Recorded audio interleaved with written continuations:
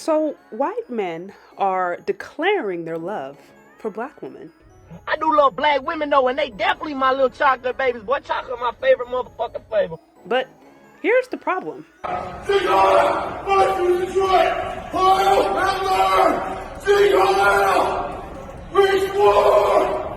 If you look at white kids, there's nothing, I don't think, intrinsic in white people that makes them hate themselves. Like when I was a kid, kids loved Hitler in the sense that we see the videos and we see the propaganda and the symbols, and there's something compelling about it just on an aesthetic level. What? I've never heard that before. When you were a little kid, like 8 years old, all your friends liked Hitler? Well, maybe not 8 years old, but on 4chan and on the internet. Okay, yeah. Very Teenage. popular. This is also happening while neo-Nazis and open white supremacists are talking about a race war. This is happening at the same time certain black American men are talking about grabbing their passports and going abroad to marry women of other ethnicities or marry black women across the diaspora. This is also happening while Christian nationalism is on the rise, which many have termed white supremacy in disguise. So how is it possible that at the same time there is a gender war between modern men and modern women, along with a popular resurgence of white supremacy and the desire of some to incite a race war, and yet all of a sudden there's all these white men who have open arms to black women, despite the fact that the marriage rate and the birth rate is declining? Just the math ain't mathing, y'all. This is the social climate that we are living in today. But before I discuss this more, I want you guys to listen to the rest of the video and then I'll unpack it. Hey, what's going on over here? Let me talk to you, sir. One, I don't feel bad. I am not apologetic at all that I refer to black women as chocolate babies, boy. That shit is not bad. You 30 years older than me, though. I understand, man. Two total different generations. Back in the 50s, that shit probably ain't sound fucking too good. It's 2021, though. That shit ain't bad. You know what I'm saying? I ain't out dropping the N-word and shit. You know what I mean? I could be like them other white boys that be singing that shit in the song, thinking that shit cool. I don't do that. Alright? I do love black women, though, and they definitely my little chocolate babies. Boy, chocolate my favorite motherfucking flavor, boy. Get over it. Ah, goddamn, turn your granddaughter into my chocolate baby. Boy, you gotta watch out for some young cats, boy. Some of us malicious, and I'm some of them. You know what I'm saying? So I'm gonna need one of you fine ass black ass queens. Bring your little fine ass over here. Come take your spot. I got your plate. You know what I'm saying? Don't you dare disobey me, Caroline! Ah! And so in these different videos that I played of different white men who are expressing adoration or interest in black women, we have one that I covered off a few weeks ago where a white man was clearly insulting black women to their face and they didn't even get it. You also have this other scenario with this redheaded white dude who talks about liking chocolate babies. Not to mention, he referred to a gentleman that was 30 years older than him as boy. He mentioned that word multiple times, which is strangely reminiscent of what? Why ain't that boy peck swinging? And then don't get me started when he talked about him being a problem and taking one of his grandbabies. But at the same time, he admits that he's not going around using the N-words like other white men that he knows. Literally telling you guys, literally admitting to you the kind of culture that he's around. Just giving you a clue into what he is surrounded by. And then you have the other video. This other white guy who his entire page is basically talking about his interest in black women, his relationships with black women, his interactions with black women. Okay, granted. But then he literally has a video where he's joking about his parents wanting white grandchildren. This is the reality, y'all.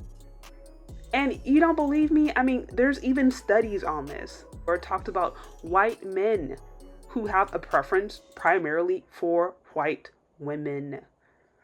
Many of them who, if they do date or marry out, they judge women of other races based upon white and European beauty standards. For all of you colorism, featureism, texturism, colorist complainers out there, this is what you're marrying into. Let's get honest about this stuff. And so this is why I get really bothered, because Again, interracial relationships is almost painted as like some freaking fairy tale, as if there's not issues associated with it, unique issues, and there absolutely are. You can still have a fulfilling relationship if you date and marry out. I know plenty of people who do and who have. But there's one thing to really love a person and to be willing to understand their experience and try to work with them. And there's another thing to just fetishize them and want to do some race play kind of stuff. And more often than not, what I am seeing is some fetishization, race play. And so if they don't choose wisely, just like any other scenario, they can fall into a situation where they'll end up with really bad results. Falling into scenarios where they end up getting screwed over because the guy didn't really care about them. Or they try to pull the black woman attitude and they get put into place and they're not ready for it. Олег, блядь, я же говорил, Олег, блядь. Не провоцируй. Че, сука ебаная. Олег, уйди, уйди, уйди. Уйди оттуда. They're not acclimated to how other races of men handle their women when they don't like how they're being treated. So let's just get real. We don't live in a post-racist society. Society is very much organized based upon class, based upon economics, based upon race. Just because somebody is nice to you doesn't mean that they don't have racist ideologies. Just because we're not in the civil rights era anymore doesn't mean that all social issues have gone away and that there isn't still the possibility of running into somebody or running into a scenario where you're going to experience some prejudice and racism. This is something that I just don't really hear black women talking about a ton, especially when we are some of the most open when it comes to dating and marrying out, and we love to promote it. If we want to talk about it, then we also need to talk about the risks associated so that young girls and young women don't find themselves in scenarios where they are, quite frankly, blindsided because they weren't prepared for the reality. With the rise of Christian nationalism, with the rise of people saying that there is a race war, calling for a race war, are you prepared? Are you ready? Do you know how to spot people? If you want to date and marry out, okay, cool. But understand what you're getting yourself into. You might have to deal with some racist in-laws. Make sure the person you are marrying is not racist and prejudiced. Make sure you yourself are not prejudiced, or else you'll probably attract the wrong kind of guy. You might have to deal with some food you're not used to.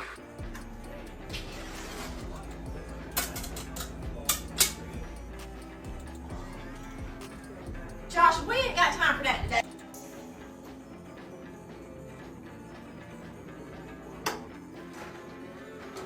Thank you.